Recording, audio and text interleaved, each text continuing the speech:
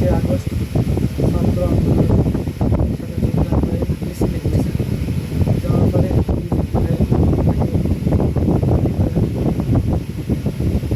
হত্যা করা হয়েছে। আমার সরকারের কাছে দাবি, মানুষ, আমার একটা ছেলে ছিল আব্দুল কালিম, একটা মেয়ের প্রতিবন্ধী।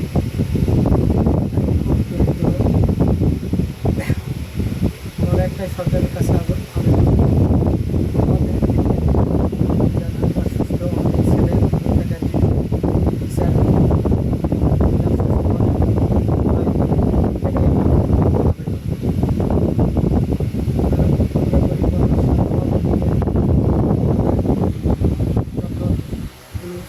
আমাদের ডিভিশন টাকায়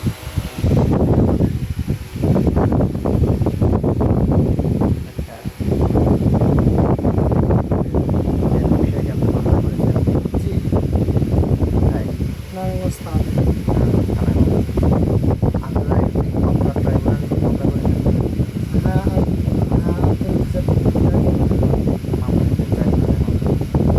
আসামি কয়জন? আসামি মেলায় বেশ কয়েকজন, আমার ছেলের বয়স কত? প্রায় 17-18 বছর। কথা হবে না, আগে বেশি করে লেখাপড়া? আমার বয়স লেখাপড়া অল্প গরিব মানুষ, লেখাপড়া বেশি পড়া পায়নি, আমার 3টা মেয়ে, গরিব মানুষ। এই জন্য আমার ছেলে কাজ করে। আমার সংসারের আর্থিক অবস্থা দেখে সবাই আমার নারায়ণগঞ্জ ডিগ্রি কাজ করে। তাহলে 5ই আগস্ট কয়টা থেকে? ওখানে আমার ছেলে আমার সাথে কথা বলছে, শুক্রবার দিন নামাজ পড়ে আসে, খাওয়া দাওয়া করে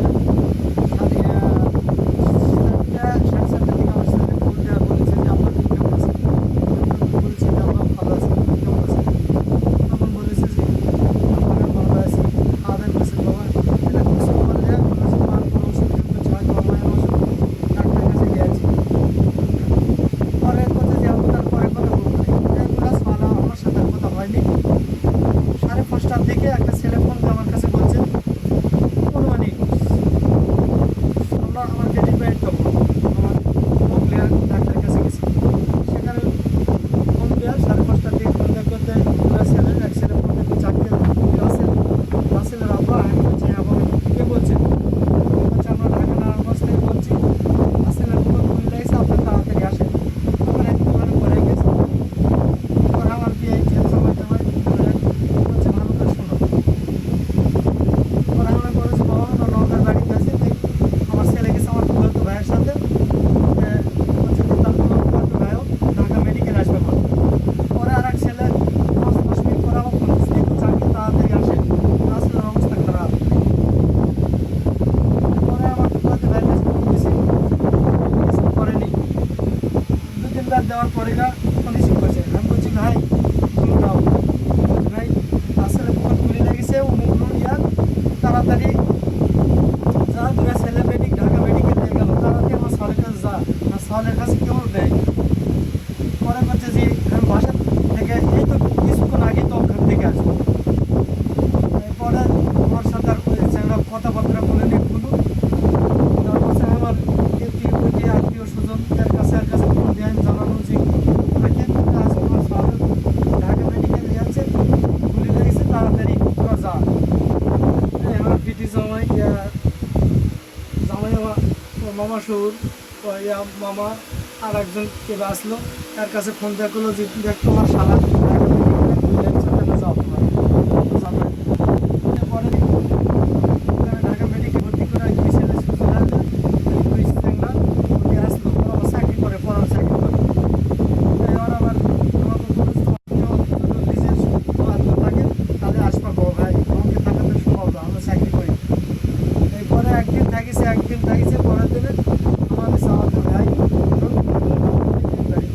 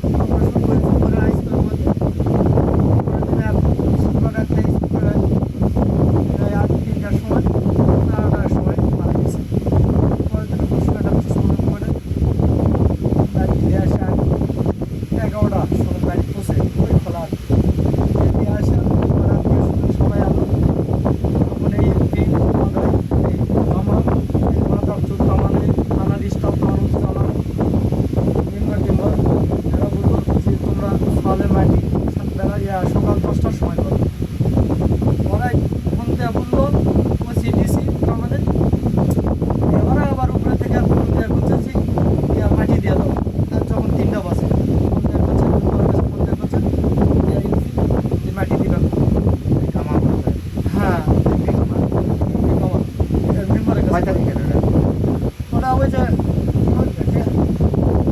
19শে জুলাই গুলি খাইছে, 19শে জুলাই গুলি খাইছে, 22শে জুলাই মারা গেছে। 22শে ওই সোমবার রাত্রে, 19শে জুলাই আপনার ছেলে হ্যাঁ 19শে জুলাই গুলিবিদ্ধ হয়েছে। 22শে জুলাই ঢাকা মেডিকেলে মারা গেছে। এই যে একদিন আর আপনার এখানে পাইছেন হলো 23 তারিখ। হ্যাঁ 23 থেকে রাত্রে এলিয়ে আছে। এলিয়ে আসে 3:30টার দিকে, আমার কোনো আত্মীয় স্বজন আর নাই।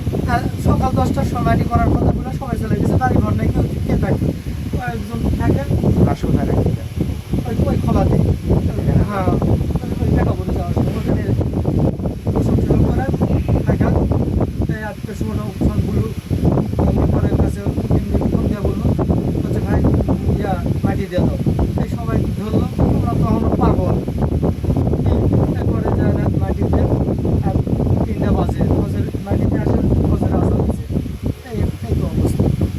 তার মধ্যে আর জামাই দেখা যায় না তারপরে থেকে তো ওই 4-5 দিন পর থেকেই তো মনে করেন যে আন্দোলন শুরু হয়ে গেছে। আমার জামাইও ক্লিয়ার, 2 দিন পরে ঢাকা বাস স্ট্যান্ড গেছি, সান্তারের ওই রোডে, যে কাঁচামালের গাড়ি, কোনো গাড়িতে আমরা যাওয়া পাইনি, যে সকালে কাছে ফুসমুই যাওয়া পাইনি। মানে কাটিয়ে দিল, এখান থেকে ওখানে যাওয়া যেত। আর ওই বিডিআরের গাড়ি সব করে অন্য অন্য গাড়ি ভাই ভাই তোমরা যাওয়া পাবে না ভাই, কোনো আজকে সুতরাং বাসার থেকে যাও না, বিডিআরের আগে গাড়ি ঘুরছে থাকতে পারে। রাত 12টা 1টা পর্যন্ত বসতে গাড়ি পালাম, ওটি যে এক সপ্তাহে একটা আত্মীয় বাইক থাকে, সারা রাত কাটা সন্তান আমার সব জামাইয়ের। আর ওটা মা আমার খেয়াল করে আমার ওই স্টেশনের ধারতি চালাগান ওই পারে নাই পারে এই যে এপারে মানে থাকার পরে সকালবেলা উঠে গাড়ি ধরেছে, যে বুক করে সকালে কাছে বসবো, রিক্সা ধরে হলেও যাবো। সকালবেলা খাওয়া দাওয়া না করে সিএনজি আর 30টা এই সময় যে আদম দিকে পারবো যাওয়াই পারি। এই পর্যন্ত যাতে ফোন দেওয়া করছে, আমার ছোটো ভাই আসতো হচ্ছে জামাইয়ের কাছে বলছে দিয়া বাস কোথায় আমি বুঝতে পারছি আমার জামাই আব্বা চলছে জামাই আমি বুঝতে পারছি আমার সারা ঠিক আছে যাচ্ছি।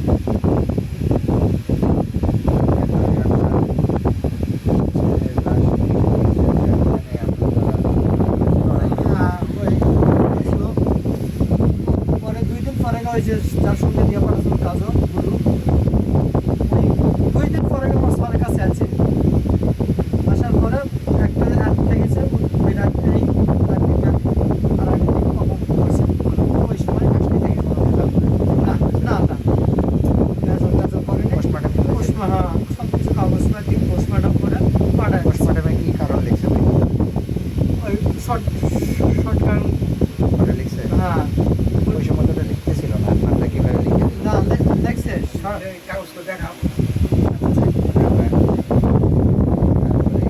তারপরে আপনাদেরকে কি বলে 23শে জুলাই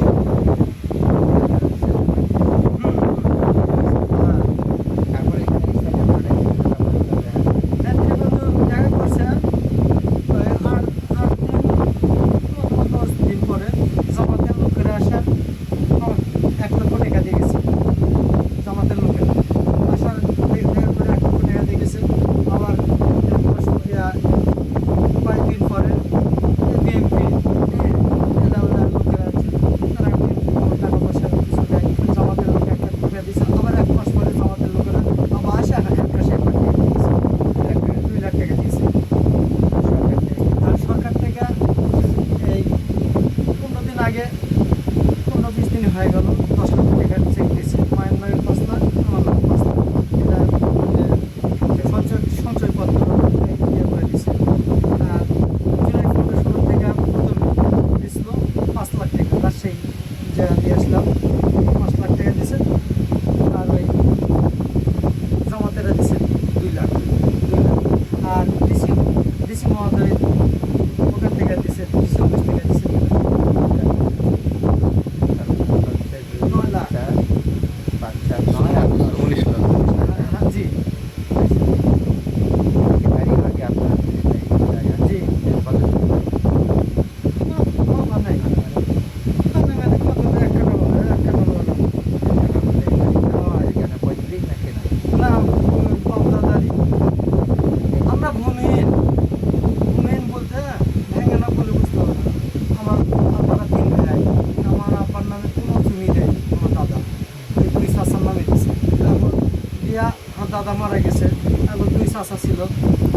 চাচা ভালো, সে বলছে যে আমার বাপ আব্বা বড়, সে বলছে যে আর বড় ভাই আমার বিয়ে মানুষ করছে, বাপে যা করছে করছে, আমরা তিন ভাইয়ের বিয়াটা ভাগ করে দিয়ে সমান খেলে মুখে সমান করে যদি বাড়ি ঘরে জায়গা দিয়ে আসে